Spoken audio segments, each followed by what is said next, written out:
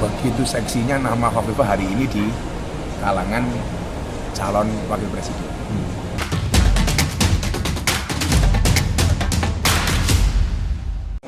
Saya ada agenda dengan Pak Erlangga di Tuban, Jawa Timur.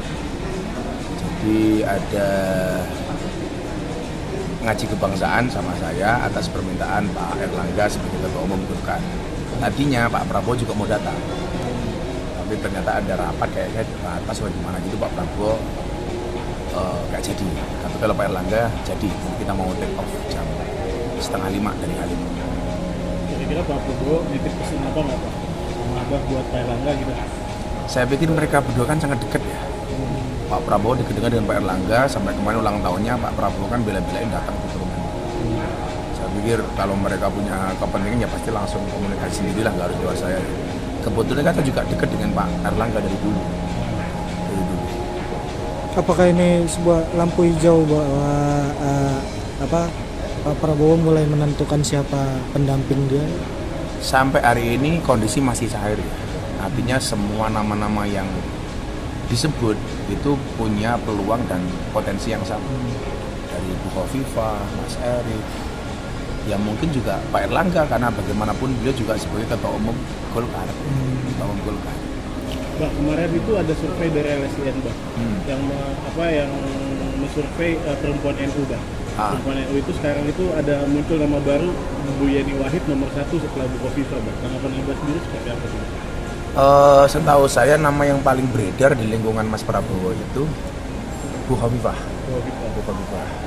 Kalau hari ini ada perkembangan Mbak Yeni, saya kurang update, belum update. Ya bisa jadi karena bagaimanapun juga Mbak Yeni itu kan terutama di kalangan Gus Durian kan cukup punya nama ya, cukup punya nama. Saya sih bersyukur semakin banyak wanita, apalagi dari NU yang kemudian berkibar. Bagi saya ini bagus. Saya ini bagus. Tapi hari ini sih yang nama yang paling menguat kalau perempuan itu ya Bu Khofifah. Bu Khofifah. Kemarin setelah pertemuan Bu Khofifah apa sih Mbak isinya Mbak sebenarnya Mbak? Ya kita silaturahim. Kemudian yang kedua kita juga jujur saja juga menjajaki peluang itu.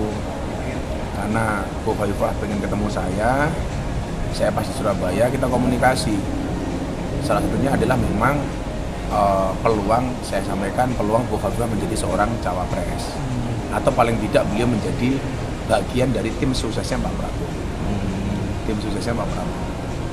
Karena saya sendiri memahami bahwa Muslimat itu salah satu organisasi besar di Indonesia. Terkonfirmasi jumlah by data saja itu lebih dari 32 juta Muslimat.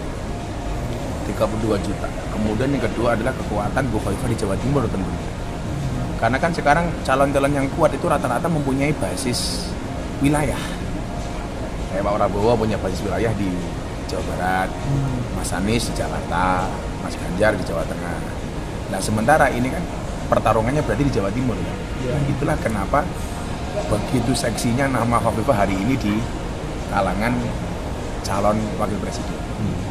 Kira-kira begitu. Tapi karena saya diminta sama Mas Prabowo untuk ketemu Bu Khofifah, dan Bu Khofifah pas waktu itu kebetulan malamnya WA saya, "Napa Gus Miftah di Jawa Timur?" "Iya Bu, bisa nggak kita ketemu?" Ya sudah. Apakah itu salah satu tugas dari Pak Prabowo untuk seorang tokoh ulama seperti Gus untuk? Kebetulan saya kan dikasih tugas itu untuk menjalin komunikasi dengan para ulama, dengan para kiai, para gus, para habib. Satu pintulah melalui kita. Nah saya melihat Bu Khofifah itu tidak hanya sebagai seorang gubernur, tapi juga tokoh ulama perempuan. Nah, kapasitas beliau sebagai ketua Muslimat. Makanya kan ya sah-sah saja. Dan kebetulan secara personal saya sangat dekat dengan Bu Khofifah. Sudah ada jawaban Gus? Ya kalau Bu Khofifah itu kan marahnya cuma dua hal. Satu dengan Kiai Sepuh, Mas Ayeh.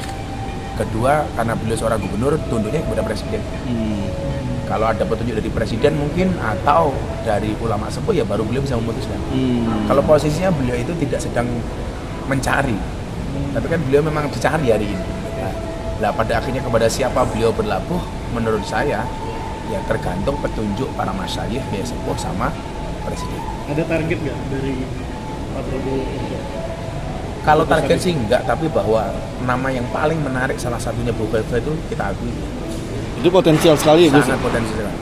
Tapi kalau dari kacamata pribadi Gus gitu, di luar ibarat kata kedekatan gitu. Menurut Gus siapa yang paling Karena itu pantas? nanti Gitu? subjektif ya, tapi jelas dengan Mas Erick Thohir saya sangat dekat, dengan Mas Gibran kalau toh nanti undang-undangnya memungkinkan juga sangat dekat, demikian juga dengan Bu Khofifah dan Pak Erlangga. Lah semuanya punya kesempatan yang sama, tinggal kan ini kan persoalannya hari ini adalah kondisi politik di Indonesia itu kan hampir tiap saat berubah Ya, petanya. Itu. Jadi lebih gampang analisa politik di 2019 dibandingkan hari ini. Mungkin ini ya teman-teman tolong catat ya. Hari ini kan banyak yang kemudian masa Gus Miftah Ustadz akhirnya ikut ngurusi pilpres. Ya. Saya selalu mendorong orang baik itu harus terlibat di masalah politik supaya politik dikuasai oleh orang baik. Jadi anda yang baik, ayo saya dorong. Jangan kemudian ada kiai atau ustadz ulama kemudian ikut bantu politik, nggak pantas. Lah kalau nggak pantas emangnya politik tugasnya siapa? Justru kehadiran para ulama di semua calon menurut saya itu bagus, supaya bisa membimbing calonnya, gitu, bisa mengarahkan. Karena sejarah juga mencatat bahwa raja-raja besar itu dikawal oleh ulama. Contoh Harun ar-Rasyid dikawal sama Abu Nawas. Contoh Joko Tingkir dikawal sama Kanjeng Sunan Kalijogo. Contoh Raden Patah dikawal sama Wali Songo. Jadi tolong ini digarisbawahi, nggak ada salahnya. Justru siapapun calon yang didukung, saya malah mendukung orang-orang seperti ulama kiai itu untuk terlibat, untuk mengarahkan. Kemudian yang kedua adalah untuk mendinginkan suasana, saling mengingatkan kepada masing-masing konstituen bahwa kita boleh berbeda tapi jangan bermusuhan. Itu yang paling penting gitu. Makanya kalau saya anti untuk menjelekkan calon lain yang tidak saya dukung. Karena tugas saya adalah membranding calon saya sebaik-baiknya tanpa harus menjelekkan calon yang lain. Sekarang kalau toh menjelek-jelekkan malah nggak laku gitu. Yang dijelekkan itu sekarang malah justru didukung gitu. Betul. Jadi playing victim itu. Ada yang playing victim. Kalau saya seperti itu, nggak usah. Ayo kiai semuanya terlibat, membranding calonnya sebaik-baiknya, mengarahkan ke jalan benar-benar yang lurus tanpa harus memprovokasi pengikut dan konstituennya untuk menjelekkan calon. Lah, pentingnya di situ. Tolong kalian catat. Gus, banyak warganet juga yang menyayangkan ceramah Gus itu masa NU bareng PKS. Maksudnya apa tuh Gus? Bisa diklarifikasi? Itu kan dari dulu banyak amalan kita yang kemudian tidak tidak bisa seirama dengan PKS. Contoh yang dulu kita pelaksanaan Maulid itu bagaimana kemudian NU ini aktivis Maulid sementara banyak teman-teman PKS itu yang anti Maulid dulu lah ya.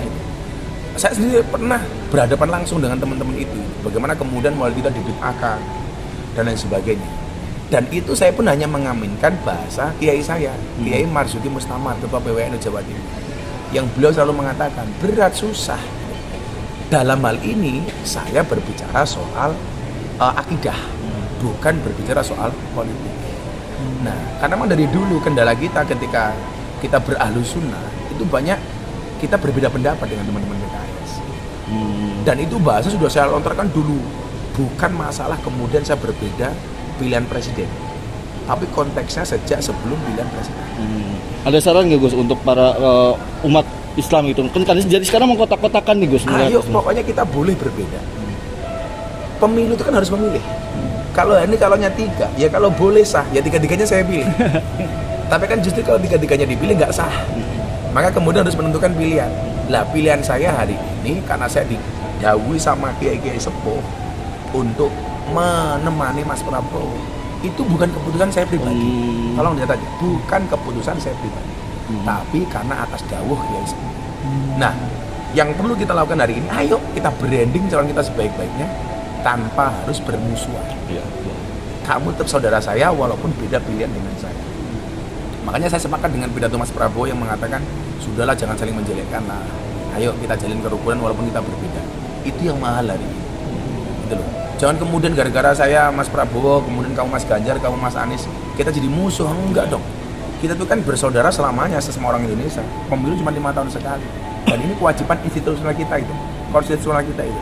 Ya kita gunakan sebaik-baiknya tanpa harus bercerai-berai. Tapi sampai detik ini Pak Prabowo sudah memberikan isyarat belum sih ke Gus? Oh, kalau soal komunikasi pribadi ya hampir tiap hari lah.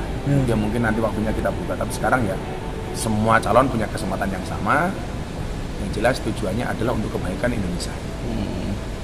Gus balik lagi ke Pak Erlangga nanti Gus ada ini